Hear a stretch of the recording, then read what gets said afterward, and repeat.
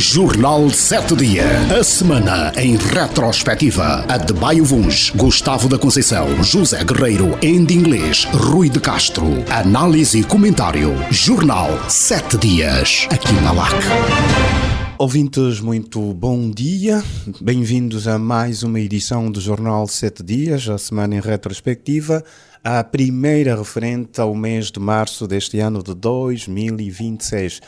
A habitual produção da Direção de Informação da LAC, a técnica a ser garantida pelo Emanuel Catelina e o Ricardo Dias. Na moderação está o José Silva, também saudar os nossos comentadores residentes, em estúdio Andy Inglês, em suporte alternativo José Guerreiro e o Rui de Castro. Bom dia a todos e bem-vindos a mais uma edição. Bom dia, boa semana. Bom dia, boa semana. Começa o mês de março. Sim, a 1ª de março, Rui. Normalmente é neste mês que estendemos sempre um abraço especial às senhoras, às mulheres. Tem-se dito Março Mulher, mas com certeza que é durante todo o ano que as mulheres devem, lado a lado, caminharem com os homens para a construção da família e da sociedade que se quer cada vez mais harmoniosa e com respeito às regras de conduta e outras que são fundamentais para um bom ambiente em sociedade. E, de facto, um dos ambientes que não têm sido muito bons na nossa sociedade e tem sido levantada essa questão por vários cidadãos é o exercício da atividade de mototaxistas, a forma como os nossos motoqueiros, cupapatas, pilotos, ou como são designados, têm vindo a desenvolver a sua atividade a nível da nossa capital e não só. Este é um dos temas que vai marcar esta edição do Jornal 7 Dias, os mototaxistas, da necessidade e a importância do seu trabalho, a desordem que vamos verificando pela nossa cidade. E também vamos olhar para a questão da suspensão do NIF, número de identificação fiscal, a mais de 40 mil empresas, suspensão feita pela Administração Geral Tributária, que, no entanto, depois de uma reunião que aconteceu na última semana com parceiros sociais, acabou por ter um ligeiro recuo nesta sua decisão. São então os temas propostos para esta edição e vamos começar com a questão dos mototaxistas em Luanda, um tema que foi proposto por um dos ouvintes do Jornal 7 Dias, Alberto Ramos da Cruz, é nosso ouvinte assíduo, tem enviado vários comentários em torno dos temas que estão aqui analisados e desta vez decidiu também fazer uma proposta para ser analisada pelos nossos comentadores. Vamos então partilhar a mensagem que nos foi enviada pelo ouvinte Alberto Ramos da Cruz. Bom dia. Antes de mais, quero saudar a todos os integrantes do Jornal 7 Dias e trazer para a vossa reflexão uma questão que é atual e carece de algum cuidado. A questão do exercício da atividade de mototáxi em Luanda. Temos na cidade capital um grande número de cidadãos, maioritariamente jovens, que exercem a atividade de mototaxistas. Esta atividade vem colmatar a demanda que há relativamente à questão do transporte de pessoas e mercadorias e, consequentemente, também gerar alguma empregabilidade. A questão que se coloca é a seguinte: muitas vezes estes indivíduos, mototaxistas, exercem atividade sem cumprir com aquilo que são as regras de trânsito. Ora, ao desrespeitar as regras de trânsito, obviamente que há consequências negativas para os outros automobilistas, para os transeuntes e para pessoas que estejam na via, porque a consequência mais comum tem sido os acidentes de viação e o aumento da sinistralidade, podendo causar prejuízos humanos e materiais. É esta a questão que gostaria que hoje os ilustres integrantes do painel do Jornal 7 Dias abordassem e vissem uma forma de mitigar os efeitos do exercício da atividade do mototaxista de uma forma desregrada causando prejuízos à sociedade de um modo geral. Obrigado e continuação de bom dia. Obrigado, ouvinte Alberto Ramos da Cruz, pela sua sugestão, e aqui também vai, se calhar, a nossa mensagem aos outros ouvintes que nos têm acompanhado, que enviam mensagens aos nossos comentadores também. Vamos, se calhar, procurar criar um canal para que também possam enviar comentários e sugestões de temas a serem analisados aqui no nosso Jornal 7 Dias. E então esta é a sugestão de Alberto Ramos da Cruz: os motoqueiros em Luanda, na ansiedade extrema, a desordem crescente. José Guerreiro, não sei se em Luanda ou em Benguela, normalmente em Benguela é mais que o papata, em Luanda são os motoqueiros ou mototaxistas, se já teve a necessidade de utilizar este meio de transporte, ou porque atrasado para uma reunião ou para uma outra situação. Qual é o olhar que se pode fazer destes, sobretudo os jovens que se dedicam a esta atividade de transporte de passageiros? Mesmo não tendo usado, vejo quem usa. Mas é Silva e caros colegas, desculpem uma pequena, ligeira introdução antes de ir ao tema agora sugerido, mas é também sobre transportes, portanto enquadra-se um bocado nisto tudo, né? O Zé Silva, quando saiu do painel, normalmente refere-se, e fez hoje de novo, né, aos integrantes que estão ocasionalmente fora do estúdio, como tem sido o meu caso, né? Por motivos de saúde, tenho estado no exterior já há alguns programas, como os ouvintes têm reparado.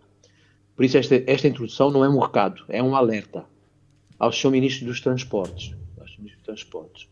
E coloco no início porque não sendo um recado, né? E a dizer ao Sr. Ministro dos Transportes que ele deve saber que existe um cartel de preços entre a TAP e a TAG, em prejuízo dos angolanos, bem como dos estrangeiros que felizmente têm que viajar de e para Angola. E nós já temos denunciado há vários programas aqui no nosso painel, aqui na LAC. Os preços de passagens aéreas para o interior e exterior são uma vergonha.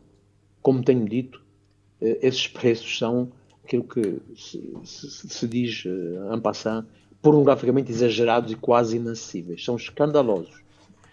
Como tive que adiar o meu regresso a Luanda, exatamente por questões de saúde, ao remarcar nova data, teria que pagar um acréscimo de 1.700.000 kwanzas. Não sei se os ouvintes ouviram bem. Tinha que pagar um acréscimo de 1.700.000 kwanzas para a data que eu pretendia regressar.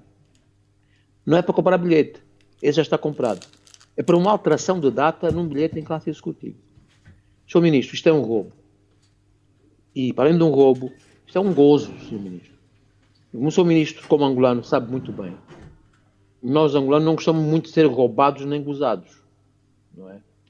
E então, alguém anda a gozar connosco, Sr. Ministro. E por isso, pedi ao Sr. Ministro que tome medidas por causa do cartel de preços entre a TAG e a TAP. Viagens internas e posterior.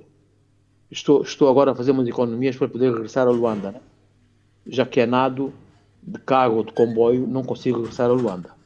Agora sim, vamos ao tema, como disse, é sobre os transportes. Acho muito importante, não é, que os ouvintes nos ouçam e coloquem questões, né? É porque confiam que algumas das nossas opiniões serão válidas, né? Por isso também, e por outro lado, é importante que o nosso programa possamos bater o país real, aquilo que preocupa os cidadãos, os trabalhadores, todos que querem ver o nosso país melhor, né? E possamos deixar para trás temas dos gabinetes e de grande macroeconomia que muitas vezes servem para nos anestesiar. Não é? Conforme o áudio que foi o que nós ouvimos, né? O nosso ouvinte assíduo, Alberto Cruz, colocou-nos algumas pertinentes e justas preocupações. Ele mandou-nos mensagens escritas e áudio, e no geral tentarei resumir para comentar conforme o pedido do Zé Silva e em conjunto com a opinião dos outros colegas, temos, digamos, uma opinião mais abalizada sobre o assunto. Há uma colocação que é feita, se os motoqueiros têm que ter carta de condução. Claro que têm que ter carta de condução e documentos da motorizada devidamente legais. Em Benguela, nos anos 70, quando completei 16 anos, eu tive que tirar a carta de condução para conduzir a minha Solex e depois a minha Fabimor. E outra questão que o ouvinte colocou numa mensagem que enviou. Saber se as regras de trânsito não abrangem as motos. Abrangem, claro que abrangem. abrange não só as motos, como até os peões, né? Quanto mais para os condutores de bicicletas e motorizadas. Todos têm que cumprir as regras de trânsito. Por exemplo, em Benguela, e o Zé Riva falou nisso, depois de alguma disciplina que foi imposta, alguma sensibilização, nesta altura, a maioria dos motoqueiros, dos coapatas, param nos semáforos, em respeito ao sinal vermelho. Coisa que não se passa naturalmente em Luanda, né? Também saber se esta atividade, sendo lucrativa, devem ter apólices de seguro contra terceiros ou não. É uma questão também que se coloca. À semelhança das viaturas ligeiras e pesadas, penso que deveria ser estudada esta hipótese. Os motoqueiros provocam muitos acidentes, como disse o ouvinte Alberto, muitos feridos e mortos e prejuízos materiais em terceiros. Portanto, é colocada, digamos, com muita pertinência essa questão dos seguros e que devia ser estudado para que isso possa acontecer. Por exemplo, eu em Benguela tive nos últimos tempos, uma amiga minha que foi morta, caiu da moto por uma manobra do Copapata e morreu na estrada, e outra, essa foi mesmo ano passado, ficou paraplégica também por um acidente com o motoqueiro. Isto é gravíssimo, são casos concretos, têm nome as pessoas. Aqui que se coloca a questão, né? Se a polícia pode apreender ou não as motas que estejam em situação irregular. Eu acho que pode e deve. Seria uma forma de começar a disciplinar. Mas eu acho que tem-no feito, né? Se nós passarmos ao pé das esquadras, nós vemos muitas motas apreendidas. Agora eu não sei qual é envolvente esses processos, né? Se por acaso o esquema da gasosa também funciona para libertar de novo as motas, sem multas pesadas, e após legalização das mesmas, né? Das mesmas e dos seus condutores, né? Pronto, isso era necessário saber. Pode apreender, nós temos visto que a polícia apreende muitas motas, mas como é que é o processo depois de soltura, entre aspas, destas motas? Porque também se coloca a questão, quem pode licenciar os motoqueiros? É o governo provincial? Eu não tenho bem noção de como é que isto se passa, não sei se outro Bem, houve uma fase, não sei se estará a ocorrer nesta altura, mas houve uma fase que, por exemplo, as motos até determinadas cilindradas, né, os mototaxistas, os motoqueiros, porque há outros cidadãos que também conduzem motos e não são mototaxistas, eram licenciados, né, pelas administrações, recebem uma licença de condução até 50 centímetros cúbicos, né? E os motoqueiros? De 70 para cima. Depois, então, esses têm que ter uma carta de condução. E os motoqueiros depois têm que ter esta licença, que é uma espécie de carta de condução, né? Que lhes habilita a conduzir. Mas não sabem regras de trânsito, não sabem... Não é? Então, não devia ser uma espécie, devia ser mesmo ser uma habilitação técnica para que possam conduzir em respeito às regras de trânsito, porque todos os outros utentes da via, quer os automobilistas, quer os peões, também têm que respeitar as regras de trânsito, não é? Hoje, depois era tratado na Direção Provincial de Transportes, por exemplo, a nível do Luanda, lembro. Então, exato. Pronto, mas nós já vimos que é preciso, aliás, o Governo Provincial tentou, aqui há um ano ou dois, até chamou o programa de reordenamento, não é? Tentou, mas não conseguiu. Não conseguiu porque, no geral, e eu vou terminar com este resumo geral, a situação atual de anarquia e de disciplina que se verifica nas principais cidades, principalmente em Luanda, e conforme refere muito bem o nosso ouvinte, Alberto Cruz, essa situação de anarquia e indisciplina tem, na minha opinião, as seguintes causas e origens. A não resolução pelo Estado, não é? Ao longo dos anos, não é nos últimos meses, ao longo dos anos, dos principais problemas de mobilidade nas cidades, através da oferta do transporte público, rodoviário, ferroviário e marítimo. Promessas e mais promessas nunca concretizadas. Com certeza o colega ainda vai ser mais desafio neste ponto, porque ele está um bocado ligado à área. Esta situação provocou um aumento vertiginoso do número de motoqueiros, derivado de outras duas causas. Falta de formação técnico-profissional, falta de emprego, levando a que esta tenha sido uma saída para que milhares de cidadãos ganhem vida neste ofício, que é também uma necessidade de mercado, conjugou a necessidade de mercado, de mobilidade dos cidadãos, com a falta de oferta de emprego, com a falta de formação para estes jovens, que os leva a optar por esta, muitas vezes, como vimos anteriormente, sem capacidade técnica, sem formação, para poderem conduzir motas, né? Porque eles, no fundo, são empregados de outras pessoas, de outras entidades que têm frotas de motas também, né? Outra situação é a pobreza generalizada, refletida nos valores dos salários, das remunerações da maioria dos cidadãos. Faz com que esta alternativa, né? Esta alternativa dos motoqueiros, mais os azulinhos, né?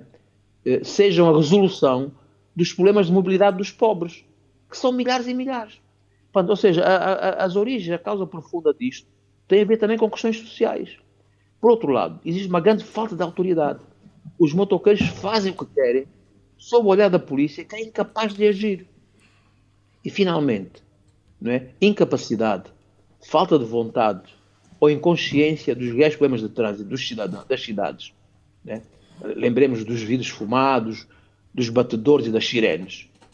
Né? É falta de vontade ou de inconsciência dos reais problemas causados pelos motoqueiros, por parte de entidades que vêm tomar medidas de fundo, estruturais, e talvez algumas impopulares. Não é? Há que tomar medidas impopulares. Os governos também existem para tomar medidas impopulares em prol da maioria dos cidadãos, em prol do benefício da maioria dos cidadãos, para que se possa combater esta anarquia, né? Porque os restantes cidadãos também têm de ver respeitados os seus direitos de cidadania, de segurança e de tranquilidade, não é? E parabéns ao nosso ouvinte por nos ter colocado estas questões. Quer dizer, obrigado. Ainda em inglês, tem estado a faltar capacidade das autoridades para colocar ordem nesta atividade de mototáxi a nível de Luanda, porque quer o ouvinte Alberto, quer o José Guerreiro reconhecem a necessidade, a importância que tem na questão dos transportes, mas todos constatamos que essa atividade é exercida com alguma desordem. Está a faltar ordem, tem faltado esta capacidade para colocar ordem. Também dado ao número que hoje temos de motoqueiros a nível da cidade, a nível do país. Eu acho que sim. É preciso pôr cobro à desordem que assistimos em todo o lugar, não é? As dificuldades que temos em relação aos serviços de transportes públicos não podem justificar a desordem. Podem justificar o aumento da utilização de mototáxis, não é? Para suprir uma lacuna de mercado. É uma oportunidade, mas isto não pode ser feito com desordem, não é? Os mototaxistas têm prestado desempenham um importante papel, né, na mobilidade das pessoas, sobretudo porque há segmentos e a forma como a nossa cidade está estruturada. E quando se aborda o tema dos transportes, de um modo geral, para além dos meios e dos serviços de transportes, temos que olhar para a componente das infraestruturas e a forma como crescemos. Certamente que há lugares e locais que não são atrativos e nem há densidade populacional suficiente para assegurar uma operação, não é, sustentável na perspectiva financeira de transportes públicos e aí surgem outros meios, para além dos mototáxis ou dos mototaxistas, das mototáxis, há outros veículos, né, que desempenham esta função. Agora, isto tem que ser feito com regras e o facto de assistirmos à desordem, não é, tão transversal e tão dimensões tão grandes em termos da sinistralidade, com impactos tanto nas pessoas, mortes, ferimentos. Ainda recentemente, há 2 semanas, ligou-me um funcionário meu a dizer que não ia trabalhar, que não estava a trabalhar porque a sua esposa tinha sido atropelada por um motoqueiro numa passadeira, né? Há incidentes, inclusivamente, em pedonais. Isso não pode justificar. Agora, para lá da conduta das pessoas, e que nós obviamente precisamos tratar e assegurar que quem quem exerce essa função faça-o com o devido cuidado e respeito com as regras de trânsito. Não podemos nos esquecer que também hoje há uma associação e uma grande participação da utilização de motas para cometimento de crimes. Exatamente. Não são só os mototaxistas, mas portanto, as motas são utilizadas também para este fim. E na prática, portanto, temos aqui, e para perceber bem o fenómeno, não é? Portanto, a ênfase é dada sempre para os condutores, obviamente, é o rosto visível, portanto, mas também temos que saber quem são esses condutores, a idade, que assistimos a muitas pessoas que se calhar não têm idade, e vemos muitos miúdos, 15, 16 anos, a utilizarem motas para os vários fins, obviamente pela forma e a conduta que têm, certamente que dá para ver que é um tema também e falhas na própria preparação, não só de condução, mas também as habilitações académicas e literárias. E também me parece que a semelhança que vemos nos outros setores, como a segurança, na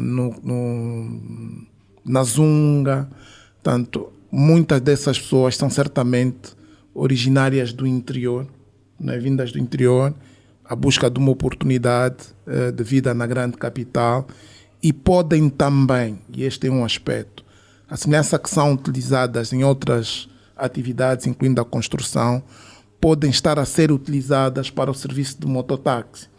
Muitas delas, com certeza, a olhar, e se estivermos a fazer uma avaliação também fria, calma sobre o assunto, vemos que muitas delas talvez nem tenham condições de comprar aquelas motorizadas. E, portanto, deve estar a acontecer o mesmo que vemos acontecer com os azuis e brancos, em que a maior parte dos operadores não são os donos dos meios.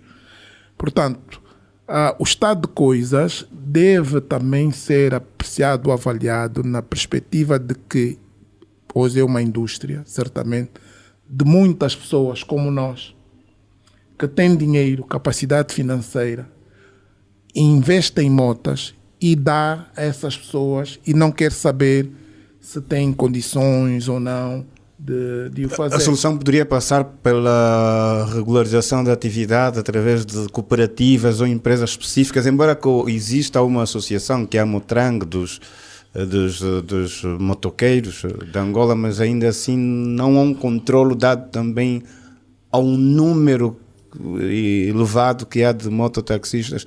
E já há empresas específicas que fazem um serviço, que fazem um teste aos seus condutores. Poderia passar também por aí, ou é uma atividade que é liberal a nível de mercado? É um caminho, deve sim regularizar, porque depois há também temas de responsabilidades, não é? Mas neste tema das responsabilidades não podemos perder de vista quem detém, não é, a titularidade das motas, né? Os investidores, não é? E muitos deles estão em setores, portanto, tão transversais, né? Portanto, isto é negócio de muita gente, incluindo aquelas pessoas que têm a responsabilidade de fiscalizar o trânsito. Mas também temos o tema de hoje, há muitas marcas hoje, né?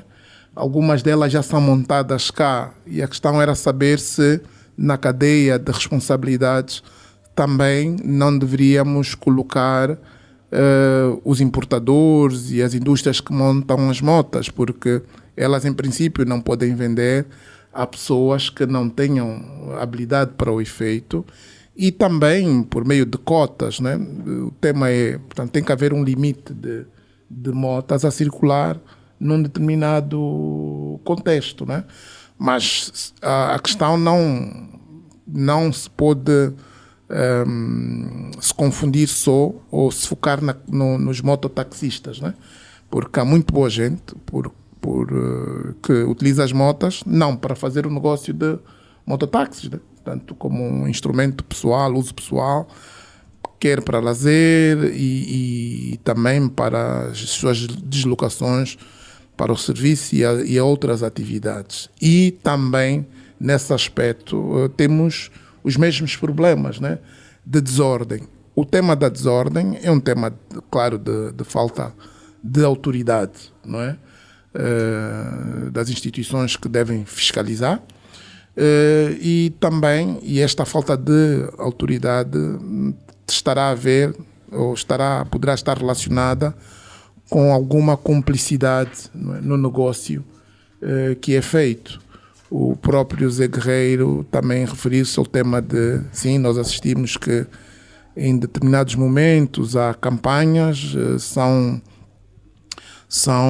a polícia recolhe algumas motorizadas, mas se este assunto não for tratado de forma transparente, claramente que abrem-se espaços para, então, falta de autoridade, né? Eu já contei aqui uma história de uma pessoa que trabalhava conosco, que tinha uma moto legal, era legalizada, era segurança, na altura fez um investimento e poupou $1.500.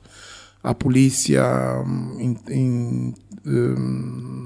capturou a moto, né, porque tinha alegadamente temas ligados com a legalização do veículo motorizado, mas qual foi o espanto? Esta moto depois passou a ser utilizada pelos polícias. Isto depois cria tanta falta de autoridade, os conflitos entre a população e a polícia. E quando, portanto, se temos gente, como referi, com a capacidade e com o dever de fiscalizar e também tem motas no mercado, fica muito difícil, não é, combater este assunto, mas certamente que há vários instrumentos para tratar deste assunto e que podemos depois ver no próximo bloco, se houver ainda espaço. Obrigado, ainda em inglês. Rui de Castro, estamos a olhar para um tema com alguma complexidade, ou seja, há muitos assuntos que envolvem toda esta situação da desordem e também do exercício, quer da atividade de mototaxista, mas de muita gente que hoje anda de motorizada ou conduz uma motorizada em Luanda. Bem, eu gostaria em primeiro lugar de, tal como os meus colegas já fizeram, e particularmente também o Zé Silva, de agradecer ao nosso ouvinte Alberto Ramos da Cruz o facto de ter sido o pioneiro no envio de propostas para temas e enfim, aqui para o nosso programa. E então apelar também a outros ouvintes que o queiram fazer, que contactem a produção do programa, os próprios comentadores, que escrevam, que venham lá, enfim, que sejam ativos também, porque as questões que nós vimos abordando têm, pelo menos é esse o nosso foco, é que despertem e contribuam para que um conjunto de questões que nós vivemos no dia a dia possam ter mais atenção e se possível, que sejam resolvidos. Bom, agora, este tema, de facto, é bastante interessante de abordar, porque começa logo por um aspecto que o Zé Guerreiro colocou e bem, de que esta utilização dos mototáxis, os motoqueiros, os papatas, tem muito a ver com o país real, com a população que é maioritária, que não têm viatura própria e que vivem em zonas de difícil acesso e, portanto, é o transporte do povo. E se é o transporte do povo, e que é de facto, então tem que haver uma atenção por parte das autoridades a vários níveis para que este serviço seja feito cada vez melhor e cada vez mais do agrado de ambas as partes, portanto, de quem o presta e de quem é utente do serviço. Por outro lado, temos, e foi colocado pelo Enda e muito bem também, a questão da desordem e da fiscalização. E que, por haver muita vista grossa, e ele mencionou, e eu corroboro, que muitas das vezes esta vista grossa tem a ver com o facto de que há árbitros que são jogadores ao mesmo tempo, entrando na nossa gíria futebolística que todos percebem bastante bem. Isto para dizer que quem, muitas das vezes, deveria ser rigoroso no cumprimento da lei, não o faz porque depois ele próprio também acaba por ser penalizado. E então, era bom que todos nós percebêssemos que não há falta de legislação. Existe uma lei, que é a Lei 132 de 2022. Rui, vamos só fazer uma pausa aqui neste aspecto da legislação. Vamos partir para o nosso primeiro intervalo e daqui a pouco vamos então retomar com esta questão de não haver falta de legislação e vamos querer que o Rui dê continuidade e explique então da existência de legislação e também da sua ou não aplicação. Vamos para o intervalo e voltamos daqui a pouco. Jornal 7 Dias. A semana em retrospectiva. A de Baio Vuns, Gustavo da Conceição, José Guerreiro, Andy Inglês, Rui de Castro. Análise e comentário. Jornal 7 Dias. Aqui na LAC. Estamos de regresso para a segunda parte do Jornal 7 Dias. O primeiro tema aqui em abordagem é a questão da desordem do exercício da atividade de mototaxistas em Luanda. E não só, porque também, foi dito aqui pelo Enda Inglês, há outros cidadãos também utentes de motorizadas que também não se portam bem na via pública. Rui de Castro, vamos então dar continuidade ao seu comentário. Estava a falar afinal, que não existe falta de lei. Há legislação que regula a atividade de mototaxistas a nível do país. Exato. Estava eu a mencionar há pouco que existe a Lei 132/22, portanto, de 2022, que regula toda esta atividade. E então, o que tem logo que começar é que quem está envolvido nesta atividade tem que saber, tem que conhecer esta lei, para depois a poder cumprir. Quem tem de fiscalizar tem também de conhecer a lei. Portanto, há já aqui um aspecto que eu considero uma lacuna, de que uma boa parte dos utilizadores desta rede dentro dos transportes desconhece a sua Bíblia. E, portanto, o motociclista, por exemplo, que queira estar nesta atividade, primeiro tem que ser maior de idade. Segundo, tem que ter uma carteira profissional que é emitida pela administração municipal após uma formação de no mínimo 60 horas, sendo que 30 horas são de condução, propriamente dita, e 20 de código de estrada. Portanto, aqui vem já para dar resposta a uma preocupação que foi colocada há pouco, e também pelo nosso ouvinte, relativo ao cumprimento do código. Não, ele tem aulas de código, é obrigado a saber quais são as regras. Ele tem que saber que ultrapassar pela direita é proibido. Passar no vermelho, no semáforo, também é proibido, portanto dá direito à multa. Tem que saber também, se tiver 3 multas, é-lhe retirada a carteira. Mas esta carteira tem que ser mesmo retirada. Não é para ficar só na lei. Bom, também tem que estar inscrito na Segurança Social.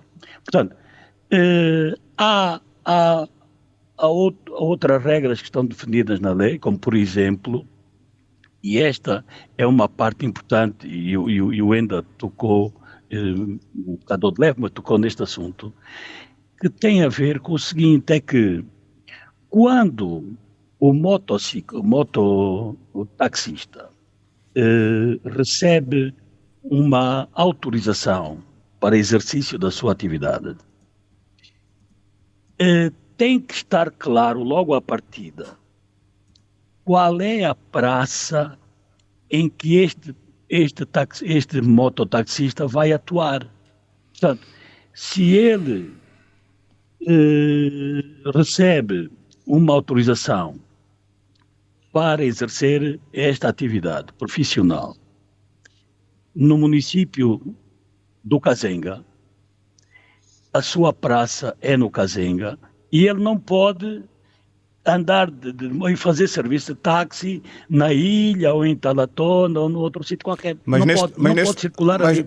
Mas neste caso, Rui, por exemplo, eu digo no meu caso, e que faço uso deste meio, muitos fazem, se um cidadão apanha um mototáxi que a sua praça, por exemplo, é o município do Sambizanga e tem que se deslocar ao Quinaxixe, e são próximos, que é o município da Ingombota, o mototaxista pode ou não sair da sua praça e levar um passageiro para um outro ponto que não seja o seu município. Não sei se me fiz entender, não sei se é nessa perspectiva. Sim, que o Rui estava a colocar a questão de atuar num único circuito. Bom, eu sinceramente, até aí também não vai o meu conhecimento, não é? Agora, aquilo que me parece é que, a nível da província, pronto, vamos falar da cidade de Luanda, que também é uma complicação agora saber qual é realmente a cidade de Luanda, mas pronto. A nível daquilo que nós considerávamos a cidade de Luanda, há municípios, e em cada município acho eu, deve haver, ou pelo menos deveria ser assim, em que cada município devia ser dividido ou subdividido em praças. A tal definição, não sei se há também este termo de chapa, acho que há aí eu em tempos ouvi num programa do Cabina, também esta questão de cada um tem a sua chapa, portanto, talvez seja também sinónimo de praça, não é? Mas é uma área, é a área de atuação daquele veículo motorizado e para aquele mototaxista que tem a licença X.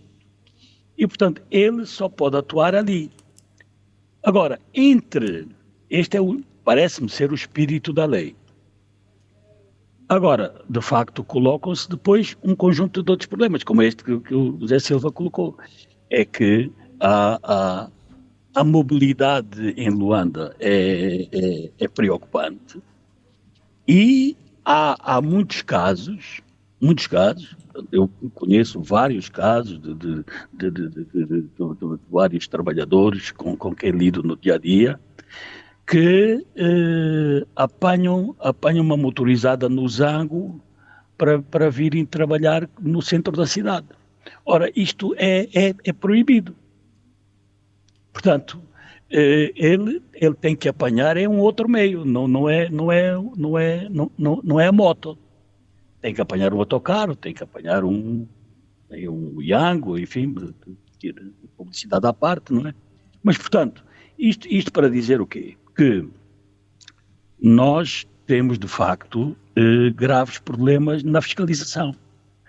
Agora, o que ocorre também muito é quando, vamos admitir, nós estamos a abordar esta questão hoje, e a nível da polícia e das administrações municipais há um alerta e, olha, atenção que estão-nos a atacarem na rádio. Portanto, atenção a ser mais rigoroso. O que é que vai acontecer? Há uma fiscalização maior e logo de seguida começa a subir o preço da corrida. Porquê? Porque os motoqueiros vão ficar apenas nas suas praças e depois a pessoa, e neste caso que o Zé Silva colocou, ele só vai até ao limite da sua praça e o Zé Silva aí vai ter que apanhar outro taxista que vá dali até outro ponto, até chegar ao destino final. Só o que... E, portanto, a acontecer isto, os trabalhadores ficam sem transporte, não conseguem apanhar os autocarros. A nível dos azulinhos, os preços também são elevados e então a solução é caminharem a pé e obviamente que demoram muito mais tempo, desgastam, não chegam como devem ao local de trabalho. Esta falta de fiscalização, por outro lado, o que é que está a fazer?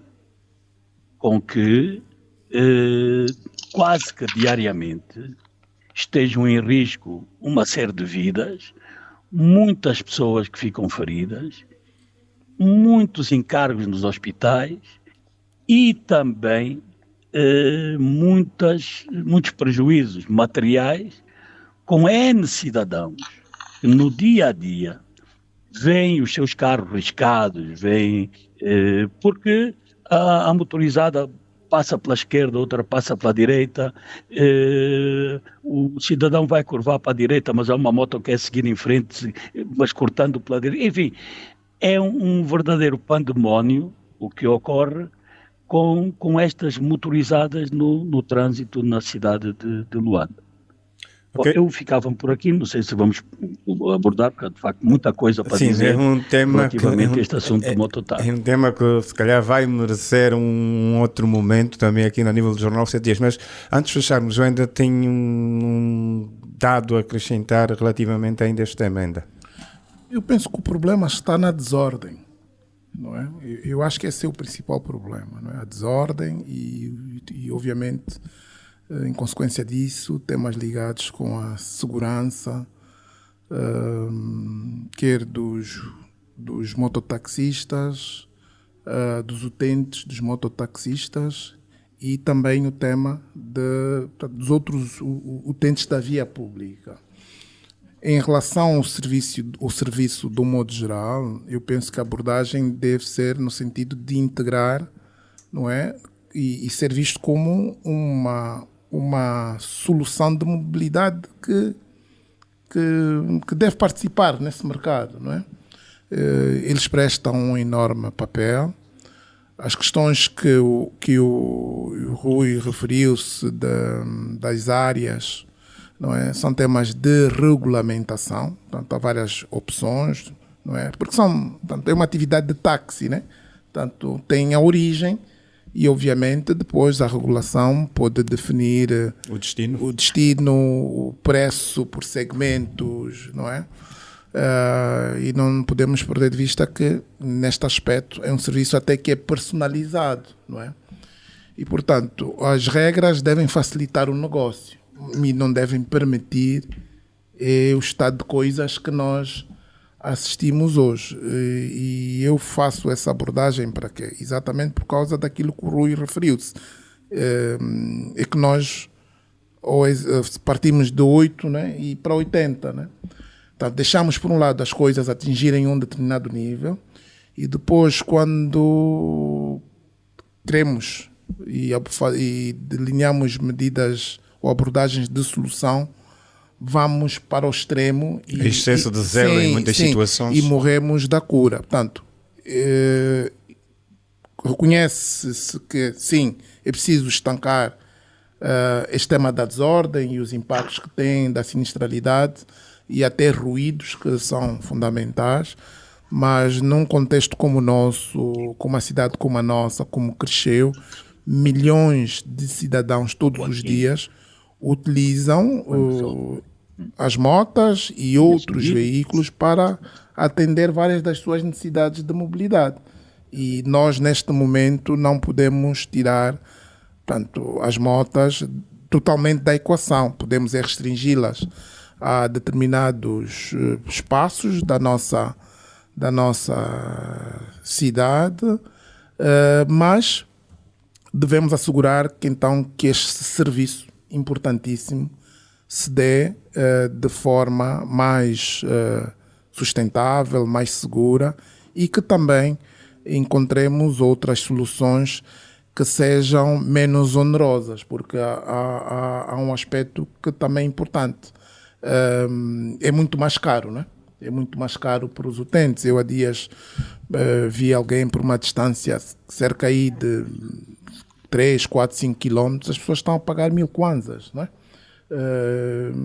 Que com este valor é menos oneroso, tanto que é utilizando os transportes públicos tradicionais e aqueles, não é?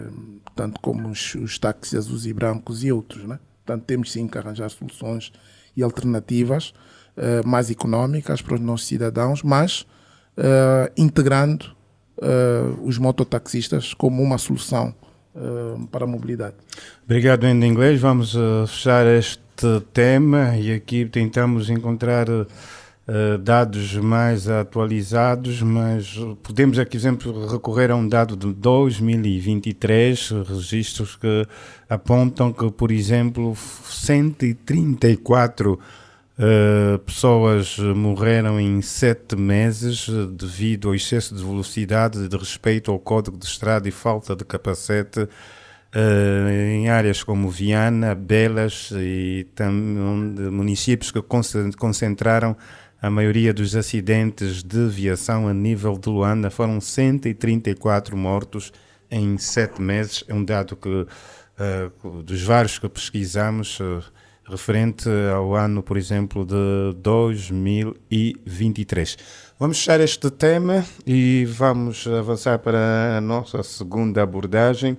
Um tema também que marcou a semana, depois do início do ano, várias preocupações a nível do setor empresarial relativamente à suspensão de NIFs por parte da Administração Geral Tributária. Foram mais de 40 mil empresas que viram os seus NIFs suspensos, o número de identificação fiscal NIF por parte da AGT. A AGT aponta o incumprimento das obrigações fiscais, não apresentação de declarações e o não pagamento dos referidos impostos. De acordo com o PCA da AGT, mais de 200 mil empresas estavam há mais de um ano sem fazer declarações e sem pagar impostos ao Estado. Esta situação, a reclamação das empresas, levou então a um encontro na última semana, um encontro de mais de 4 horas entre a AGT, o Grupo Técnico Empresarial, a Ecodima e também a Ordem dos Contabilistas de Angola para analisarem esta situação e uma das conclusões foi então o recuo desta decisão, ou seja, a AGT decidiu o levantamento da suspensão dos NIFs a 42.970 empresas num período de 30 dias. José Guerreiro, entre avanços, tomada de decisão e recuos, esta situação acabou por penalizar muitas empresas, em alguns casos empresas até que estavam a iniciar a sua atividade, algumas que tinham os seus impostos em dia, segundo os gestores, mas que também viram o seu NIF suspenso. Olha, Zé Silva, eu tenho referido que a AGT, como instituição, o seu funcionamento deveria ou deverá merecer uma análise específica e profunda no nosso programa, né? O quadro geral, a AGT como instituição, como o seu funcionamento. Nós temos abordado algumas questões avulsas, pontuais, né? Mas com certeza que um dia destes podemos fazer essa abordagem mais global e abrangente. Hoje, é esta questão concreta que tem dado muito a falar na opinião pública. E como disse o Zé Silva muito bem, a AGT anunciou a suspensão dos níveis de cerca de 40 mil empresas. Segundo parece, são cerca de 72% das empresas registradas em Angola. 72% foram afetadas com esta medida. Ou seja, a AGT determinou administrativamente o fecho de quase todas as empresas em Angola. Naturalmente por dívidas das mesmas, não é? É a parte visão da AGT, portanto, falta de pagamentos de impostos e de entrega de declarações, e portanto a AGT impôs esta sanção, não é, pura e dura às empresas. Não pagam, fecha. Porque impedindo que essas empresas tenham um nível, elas não podem deixar de funcionar, já que não podem continuar a funcionar, já que, entre outras coisas, esse cancelamento dos níveis impede a emissão de faturas, né? Bloqueia as contas bancárias das empresas, inviabiliza importações e exportações, impede a participação em concursos públicos, impede o recebimento de pagamentos do Estado, ou seja, bloqueia as empresas, né? Eu converso informalmente com alguns pequenos e médios empresários, quer em Luanda, quer em Benguela, outros oriundos de outras províncias, em encontros ocasionais, né? Não são análises grandes profundas, mas são os lamentos dos nossos empresários. A opinião é quase unânime. Grande preocupação com a atuação da AGT e muitas críticas à atuação da AGT. E já nem vale a pena falarmos da famosa maca do IVA com a Filomena Oliveira, né? São coisas já depois desse problema do IVA. A opinião generalizada é que muitas vezes a AGT parece atuar desenquadrada das restantes preocupações económicas e financeiras das empresas e das famílias. Não é? Antigamente havia a Indiama de Estado dentro do Estado, do tempo colonial. Agora parece que é a AGT, que é um Estado dentro do Estado, ainda por cima, depois em volta, né, nos esquemas de corrupção e roubo que foi alvo, não é? Mais desacreditada fica para poder impor estas medidas draconianas. Não é? Agora, eu acho que a política fiscal, eu não acho que é assim que deve ser feito. Deve ser enquadrado no ambiente geral de negócios e nos estágios de desenvolvimento do país. Mas nós continuamos a ter muita ideia, e o Enda fala muito nisto, que a questão dos consultores estrangeiros e do copy passa a leis estrangeiras, a leis de outros países, leva muitas vezes a nós derraparmos e cometemos erros na gestão do país, a vários níveis. Não é? E, portanto, nós devíamos arrepiar caminho a esse nível. Não é? A política fiscal deve estar enquadrada na fase de desenvolvimento do país. Não é? Os empresários normalmente queixam-se, não é? Que muitas vezes não há explicações plausíveis, não é? Para as medidas que a AGT toma. Não há reescalonamento das dívidas muitas vezes, muitas são inconcebíveis e são inexplicáveis para os empresários. Mas muitas vezes, isso é a questão importante, por isso eu dizia que é preciso que a política fiscal se adeque ao resto do desenvolvimento económico do país. Os empresários estão sufocados porque existem muitas dívidas do Estado à maioria das empresas. Nós falámos nisso há algumas semanas. Há dívidas do Estado desde os anos 90 que não são pagas aos empresários. Não é? A dívida pública vai-se acumulando. Não é? Já que o Estado, no quadro atual deste formato da nossa economia, não é? Que havemos de falar depois mais tarde, está no outro programa, na questão das privatizações ou não. O Estado é o principal administrador da economia, pois é o principal cliente. Nas obras, nas importações, não é? É grossista, é retalhista, é agricultor, é industrial, o Estado é tudo. Tenta comprar tudo, tenta fazer tudo. Depois não paga. Não é? E depois são os pequenos empresários, os médios empresários, que tentam safar a sua vida, não é? Que são penalizados, muitas vezes por culpas que o próprio Estado tem. Então, quer dizer, é preciso rever tudo isto, não é? Se o empresário não recebe aquilo que lhe é devido, como é que pode pagar impostos? É evidente que eu não estou aqui a apelar a que não haja pagamento de impostos. Pelo contrário, né? O Estado, para atender as questões de saúde, educação, etc., etc., tem que ter receitas dos impostos para poder atender essas necessidades. Inclusive, até Zé Guerreiro também diz que após este aperto, após a suspensão dos NIFs, não houve depois, no período entre dezembro e janeiro deste ano, que muitos empresários que estiveram nesta situação acabaram por cumprir com as suas obrigações fiscais e houve um aumento ou um crescimento da receita fiscal no mês de janeiro. Sim, mas a GT preocupou-se em saber como é que os empresários puderam fazer isso. Já foram se endividar no outro lado. A questão não está em saber se nós temos consciência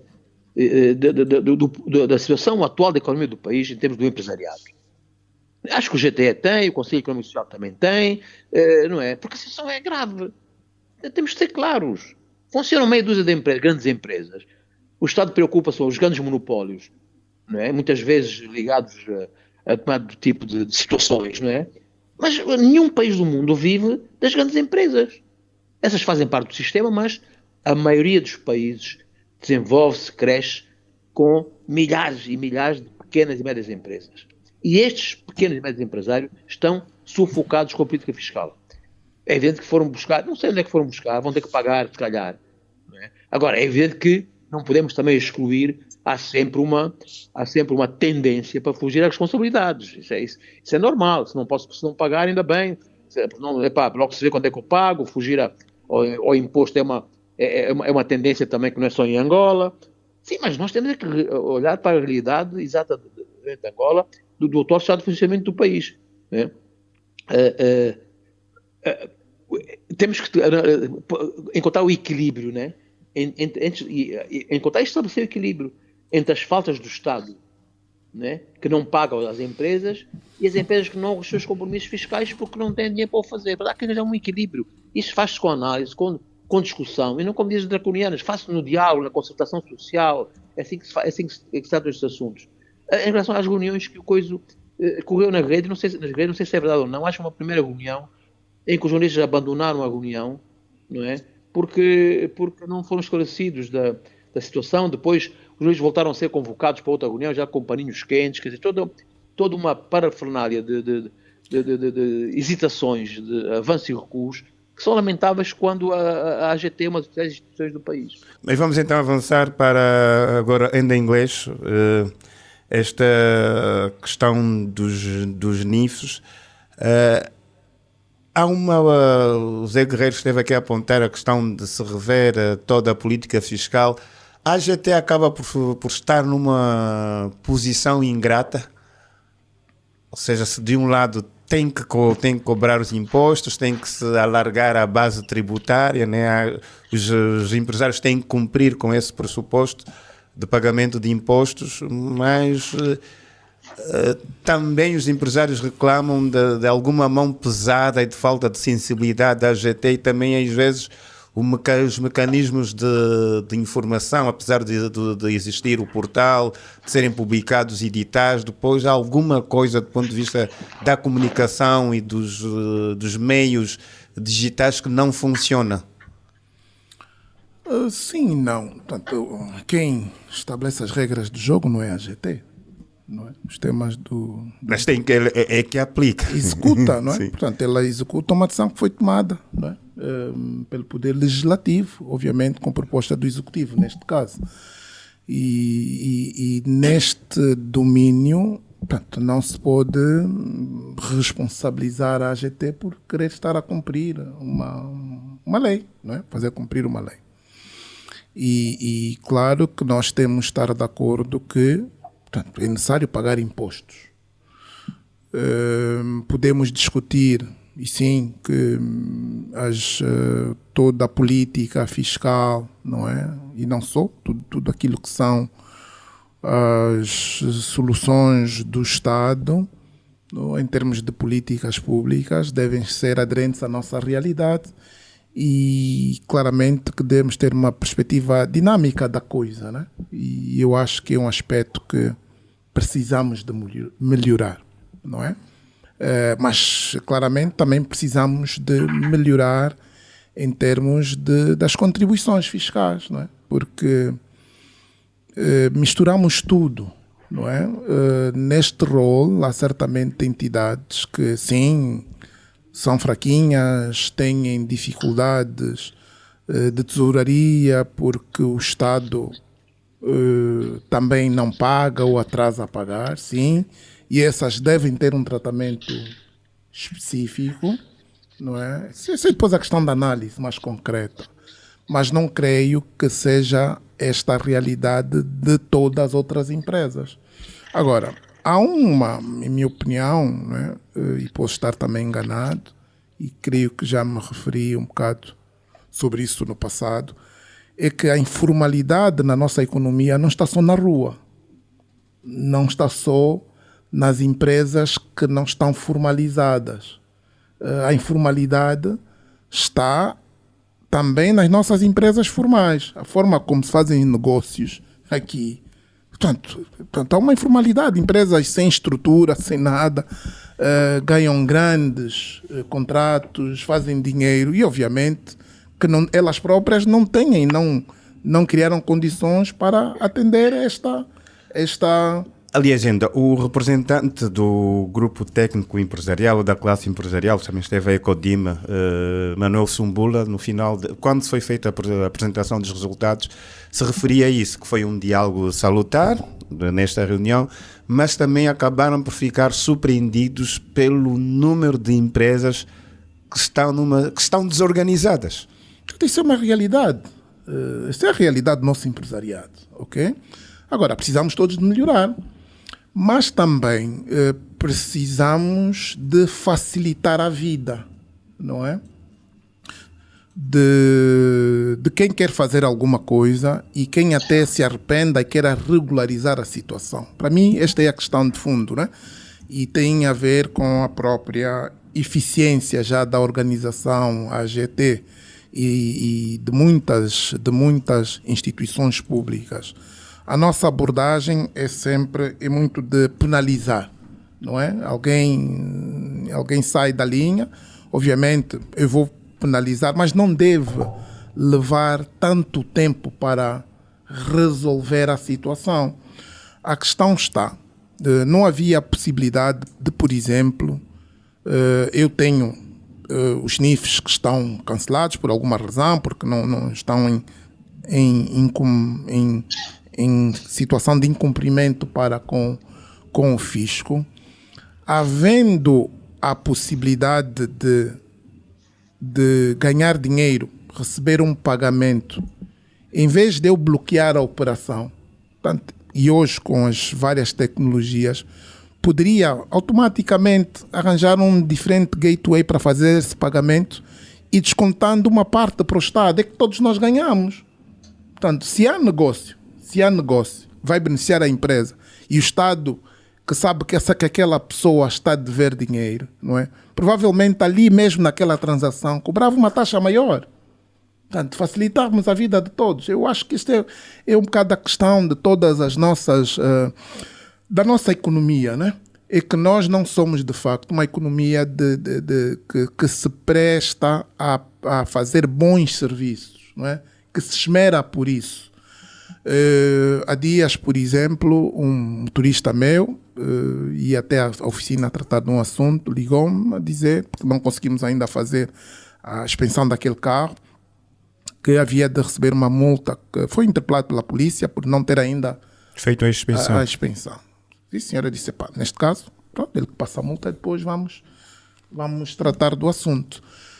Mas no fim do dia, fui ter com ele, perguntei, quando ele chegou, perguntei como é que ele se tinha resolvido o assunto e se tinha a mesma multa. Ele disse que não, que pagou 6 mil kwanzas para resolver o assunto. E a questão é, muitas vezes até as pessoas pagam muito mais caro aos diferentes agentes públicos, não é? Quando poderia ficar mais barato pagar o Estado, não é? Mas a dificuldade é, se me passam uma multa, me recebem a carta de condução, é onde Deus nos acuda, eu prefiro pagar. Por que eu não tenho não é? Por que os serviços públicos ou agentes que ele nomear não têm uma mesma abordagem que, por exemplo, têm as fichas ali, não é?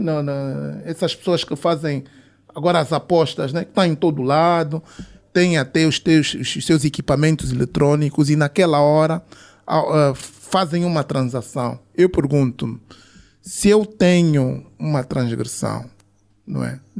E tenho dinheiro para pagar, por que não consigo fazer na hora? Por que eu não faço isso na hora? Tenho multa para constar, pronto, eu quero pagar, por que ainda tenho que apresentar a declaração fiscal? Eu já incumpri. Por que na hora isto não se resolve? Portanto, para mim a questão também é esta.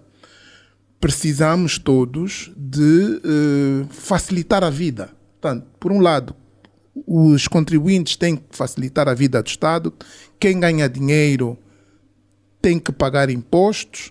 Se não estamos satisfeitos com o nível de impostos por via dos canais da concertação social, as organizações... Estaremos a precisar de um simplifica tributário.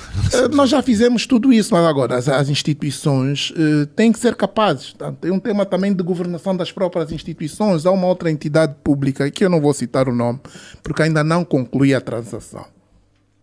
Fiz tudo pelo portal, paguei, tudo funcionou muito bem. Tenho um dia programado para ir tratar do assunto, ótimo. Chegamos lá no sítio, tinha sistema, mas não se podiam, portanto, não estavam a fazer atos para menores. Mas não havia uma comunicação pública, não é? Pediram para passar no outro dia, na mesma semana, mas não, portanto, o sistema ainda não está, portanto, esse sistema ainda não está resolvido e não há uma comunicação oficial sobre o assunto. O que isso gera? Dá espaço até para, por um lado, descredibilizar todo um trabalho que está bem feito. Portanto, eu fiz aquilo em 1 hora, 2 horas e não há nenhuma crítica que possa fazer em relação a esse sistema público. Mas depois, no lidar com as pessoas no dia a dia, é onde Deus nos acuda. Falta mais comunicação, as pessoas não sabem muitas o que estão a fazer e isto é o que cria os conflitos, não é? Portanto, em relação à AGT, eu próprio tenho algumas situações, tenho um assunto para tratar e sei o que se passa, né, em relação a isso e neste quesito, portanto, temos que, em princípio, e percebo, não é, a posição de alguns contribuintes, mas claramente nós temos que pagar impostos. E não vale a pena e não vai ajudar o país diabolizar nem a AGT, nem quem está na liderança da AGT. Mesmo que, como se fala, né, houve o tema do IVA, mesmo que houve falhas num sistema, as pessoas estão, tanto o processo está a correr, mas temos é que todos fazer fé e força para que as entidades, e nesse caso a AGT, dê mais resultados, melhores resultados, que melhore a sua eficiência operacional e que, de facto, tenha uma abordagem mais de facilitar a vida de quem quer resolver os seus problemas com o Estado. E eu penso que esse foi o espírito do acordo que foi estabelecido e talvez, portanto, isto poderia até ser iniciativa própria da instituição, não é? Reagir rápido e não deixar a coisa chegar ao estado a que chegou. Eu penso que a questão de fundo é esta, não é? Obrigado, Wendel Inglês. Vamos agora partir para o nosso segundo e último intervalo. Regressamos daqui a pouco com o Rui de Castro e também esta abordagem sobre a suspensão dos NIFs e o recuo que aconteceu na última semana. Jornal 7 Dias. A semana em retrospectiva. Adebayo Vuns, Gustavo da Conceição, José Guerreiro, Andy Inglês, Rui de Castro. Análise e comentário. Jornal 7 Dias. Aqui na LAC. Estamos de regresso para a terceira e última parte, ainda com o tema dos NIFs suspensos. Rui de Castro, houve então este recuo, podemos assim considerar, mas também é aqui um exemplo deste exercício de diálogo que foi feito entre a AGT, as associações empresariais e também a Ordem dos Contabilistas, que teve resultados positivos ou consensuais. Isto é mais uma mostra que o diálogo é fundamental quando há essas situações, porque de um lado ouviam-se os empresários a reclamar, parece como disse aqui o Enda, a diabolizar determinada instituição, e havia necessidade desta aproximação, deste diálogo. Pois, eu não acho que a AGT tenha recuado. O que eu creio é que, de facto, a AGT fez aquilo que deveria ter feito antes de ter tomado a medida de suspensão das cerca de 43 mil empresas. Foi, de facto, conversar com as associações diversas, as que estiveram no encontro do dia 25 e de outras, porque, de facto, conforme disseram já os meus colegas, nós estamos perante uma situação conjuntural difícil e é verdade que os impostos são, digamos, praticamente a base do Orçamento Geral do Estado, mas o certo também é que, como mencionou e bem o Zé Guerreiro, muitos dos atrasos que as empresas têm no pagamento dos impostos têm justamente a ver com o facto de o próprio Estado ser o principal devedor e coloca empresas a ficarem, praticamente a definharem, porque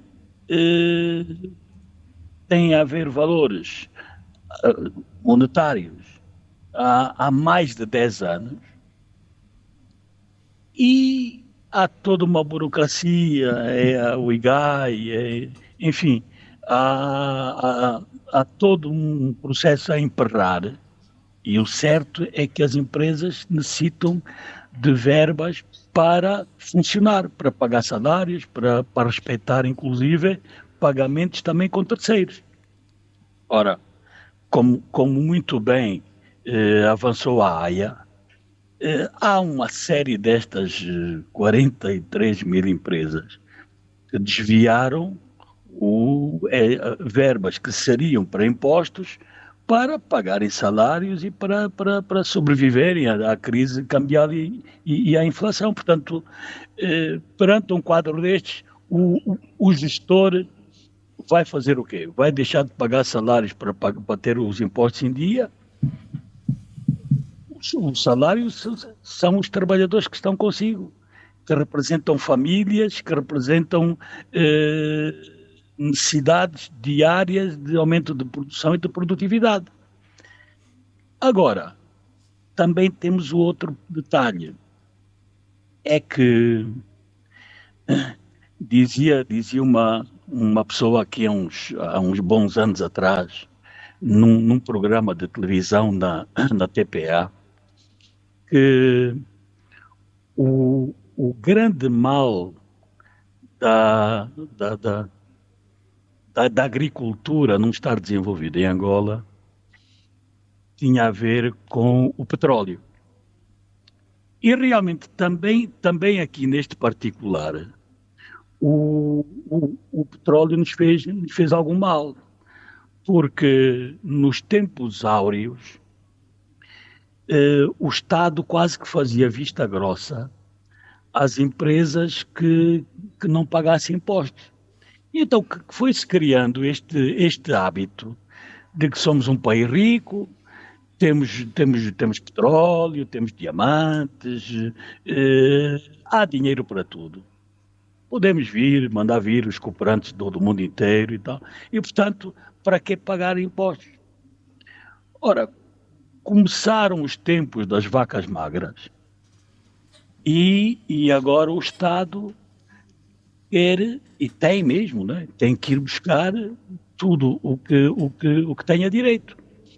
E os impostos são uma obrigação para todos nós, enquanto cidadãos, enquanto empresas, porque é justamente através dos impostos que toda a máquina do Estado funciona. Um Estado como a gente o vê, de forma normal, que paga salários à função pública, à polícia, que constrói pontes e garante a iluminação pública que nós precisamos, que garante a educação pública, financia a saúde, garante o saneamento básico, enfim, o próprio transporte, que acabamos de falar há pouco, que o Estado não está a conseguir resolver o problema da mobilidade de Luanda, então intervém estes mototáxis e por aí.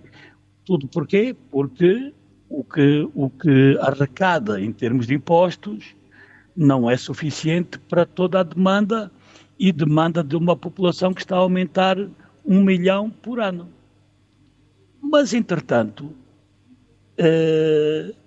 aqui também há o papel do próprio cidadão, em que o cidadão ou o empresário que tem de perceber que tem a obrigação de pagar os impostos, porque é inclusive também uma espécie de um pacto de solidariedade para com todos aqueles que têm menos disponibilidades possam ter acesso a serviços básicos, mas tem o outro papel. E esse papel, que é o papel do cidadão, fiscalizar aquilo que é feito com o dinheiro que ele disponibilizou em termos de impostos, também tem que ser melhor executado, porque o cidadão tem que acompanhar, tem que perceber, tem que exigir que o dinheiro que é arrecadado para impostos seja bem empregue, seja empregue em obras, em ações que sejam prioritárias, que tenham a ver com as necessidades básicas e do dia a dia e da maioria, e que não entre em desperdícios de compras supérfluas e, acima de tudo, desviado para a corrupção. Ora, aí eu até fazia um particular. O Guerreiro tocou há pouco na questão da questão da AGT, e um processo que até está a decorrer a nível da justiça. Ora, estes dinheiros das empresas, dos cidadãos, que descontam o IVA, descontam o IRT, enfim, é desconto aqui, mais desconto ali, mais desconto acolá. Estes dinheiros não podem ir parar às mãos de pessoas que os utilizam para seu próprio usufruto. E depois estas pessoas ficam com penas ligeiras. Não pode ser. As penas aqui têm que ser redobradas, porque, quer dizer, estamos a falar de ações sociais que deixam de ser executadas por causa disto. Portanto, reafirmo que, de facto, não me pareceu que a AGT tivesse recuado. A AGT aligeirou foi a decisão e então deu 30 dias para que as empresas que têm os níveis suspensos, através de contabilistas certificados, cuidem da regularização da situação da empresa. A AGT reconheceu que também, de sua parte, há aspectos que não estão a correr bem e fez algumas aberturas, uma bastante simpática, de até criarem balcões de atendimento exclusivos a contabilistas para lhes conceder mais dignidade, porque de facto, quer dizer, o contabilista de uma empresa que vai à AGT para resolver um assunto que tem a ver com a reabertura da empresa, ficar ali na fila durante dias e dias, portanto, haver um balcão exclusivo, acho que está bem. Não é? Obrigado, Rui de Castro. Fechamos então este olhar para a questão dos NIF.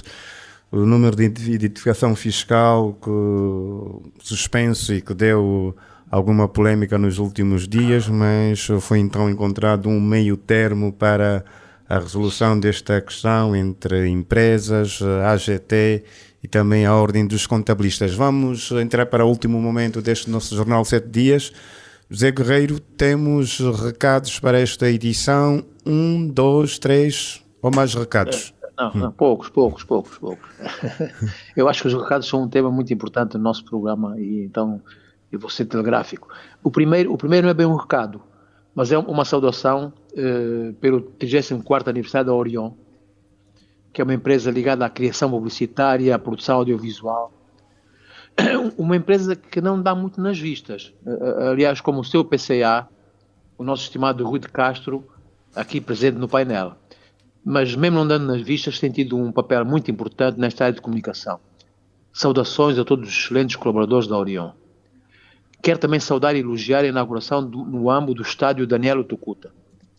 Para além de ser uma merecida homenagem a um excelente desportista e futebolista do AMO no passado, é também uma forma de propiciar uma maior prática desportiva naquela província, bem como no centro do país, criando condições de infraestruturas para descentralizar diferentes oportunidades de emprego, de lazer e outras para a juventude e restantes cidadãos do AMO. Oxalá esse estádio, agora inaugurado, seja bem mantido. O primeiro recado bem dito tem a ver com a comunicação do governo. Foi saudável ter visto a ministra Vera Daves, de uma forma descomplexada e arejada, predispor-se a participar sem condicionalismos num debate aberto ao público sobre economia e finanças, organizado por uma rádio angolana. Quem dera que outros membros do governo tivessem a mesma abertura, sem receios, de improviso, sem ler discursos pré-elaborados, se eles tivessem essa abertura para falar dos seus setores, que não seja só com ideias gerais, com promessas ou alegadas realizações, sempre tudo retirado de textos escritos. Parece-me que com tantos departamentos ministeriais, e agora vou assumir um risco, só a ministra Vera Daves e os ministros Diamantina Azevedo e Rui Falcão têm coragem, clareza e competência para sujeitarem ao crivo da comunicação social e da opinião pública. Outro recado tem a ver com o seguinte facto: o presidente da Conferência Episcopal de Angola e Cabo Verde, Angola e São Tomé, José Manuel Mbamba, na abertura da Assembleia Plenária CEAST, que decorreu em Luanda e acho que termina hoje, segunda-feira, na abertura fez um resumo importante das preocupações que a Igreja tem e que naturalmente é uma análise profunda da solução do país. Eu trago este assunto porque ao ler as suas afirmações, pensei que, e aliás um bocado ligado ao anterior recado, quem nos dera termos muitos políticos e governantes que consigam, em poucas palavras, poder fazer o resumo do que se passa no nosso país. Disse o Bispo: vencer a pobreza é o maior desafio do país. Segundo, para isso é necessário ter coragem para acabar com os monopólios que inviabilizam a diversificação da economia e multiplicam a miséria e a exclusão e alimentam o êxito da juventude. Terceiro, ele propõe por isso o investimento na agricultura familiar, no ensino técnico profissional e na desburocratização do crédito para os pequenos empreendedores. Referi a ele que é necessária a reabilitação das estradas secundárias e terciárias para garantir maior fluidez na comunicação e no escoamento dos produtos. Falou também na necessidade da cidadania do país falar mais alto que a militância partidária. Falou também na inclusão, na tolerância, no respeito pela diferença. Como vemos, em poucas palavras, disse tudo o que é fundamental para o país. Como sabem, já tenho referido aqui no programa, eu não sou religioso, mas quem me dera, temos muitos titulares de cargos políticos que tivessem a clareza, a inteligência e a visão do Bispo Mbamba. Finalmente, continuando a destacar para lamentar alguns casos insólitos e graves que atentam contra crianças, atentam contra a vida, atentam contra a ética, etc, etc. E gostaria de chamar a atenção para alguns pequenos factos que é preciso deixarmos conscientes de que é preciso combater essas situações com formação, com estruturação das famílias, com combate à pobreza, combate à fome, etc. No município do Urzeto, província do Zaire, um jovem, possivelmente pertencente a um gangue, foi espancado até à morte por um grupo rival de marginais por ajuste de contas. Nos Molevos, em Luanda, um cidadão abusou sexualmente da sua filha de 13 anos. No Cunene, um jovem de 19 anos aliciou uma adolescente de 12 anos com 500 kwanzas e abusou sexualmente da mesma. No Cubango, bairro de São Paulo, em Menongue, 2 cidadãos de 32 anos foram detidos por terem morto à catanada uma cidadã de 28 anos por desconfiarem que a mesma teria furtado alguns produtos agrícolas. Finalmente, um jovem mata à facada um amigo de 17 anos no Kikolo, num desentendimento pelo facto da vítima não querer partilhar um prato de 500 kwanzas. Tentemos nestes exemplos, que são lamentáveis, temos consciência que é preciso alterar este estado de coisas. Obrigado. Obrigado, Zé Guerreiro. Em inglês, os recados para esta edição. Olha, eu não tenho nenhum recado, mas eu esqueci-me na abordagem que fizemos inicialmente de também agradecer o nosso ouvinte, Tacido, por nos ter sugerido um tema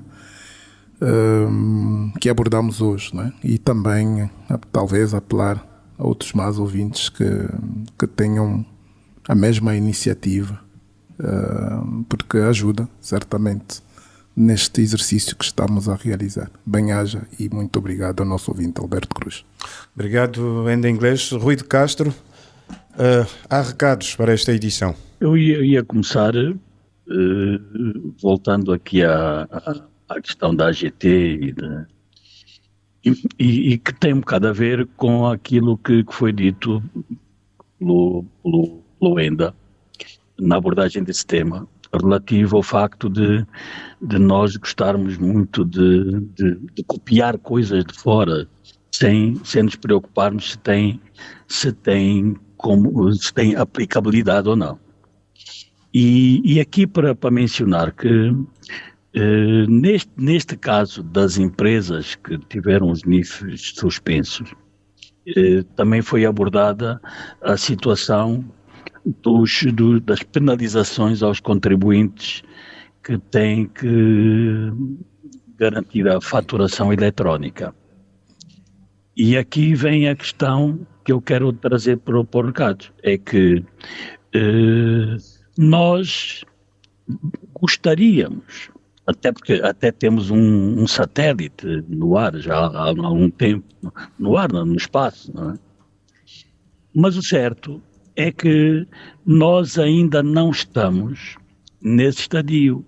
E então não podemos, ou não deveríamos pelo menos, querer assumir medidas de organização para empresas em todo o país, partindo de meia dúzia de empresas que estão instaladas em Luanda, que já têm outras dinâmicas, mas que a grande maioria não tem.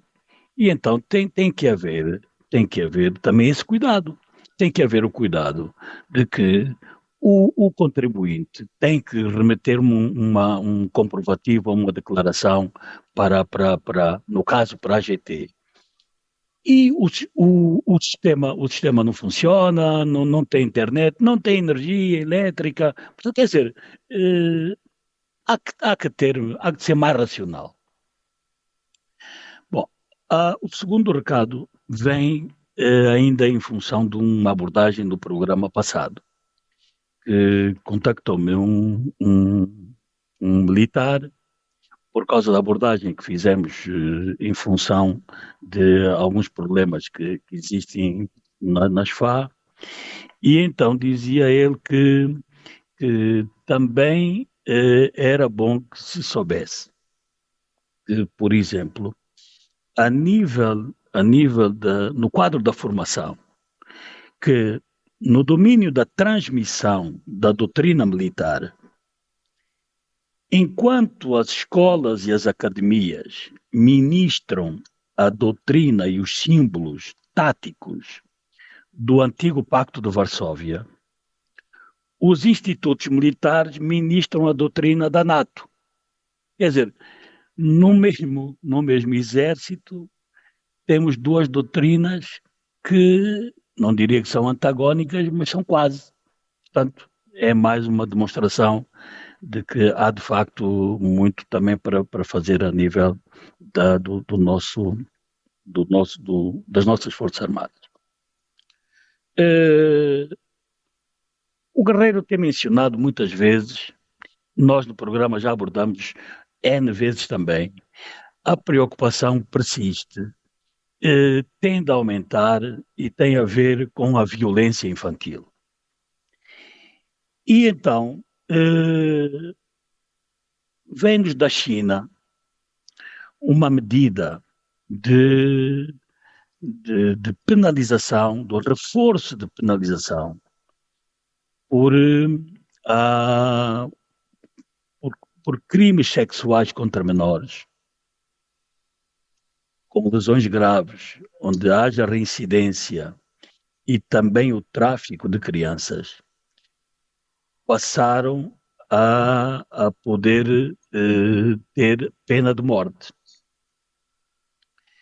É evidente que nós não vamos pedir pena de morte, mas temos de pedir que haja, por parte do nosso Parlamento, uma revisão da legislação, que inclusive há vários setores que já colocam este aspecto, para penalizar, porque de facto os casos estão a crescer.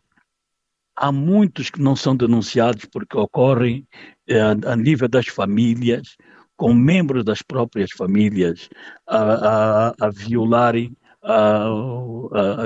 as suas crianças. E, portanto, a nível de legislação, nós temos que tomar medidas muito mais sérias. O outro recado tem a ver com o facto de que, recentemente, a Ministra da Saúde decidiu suspender toda a equipa médica do Hospital do Bengo,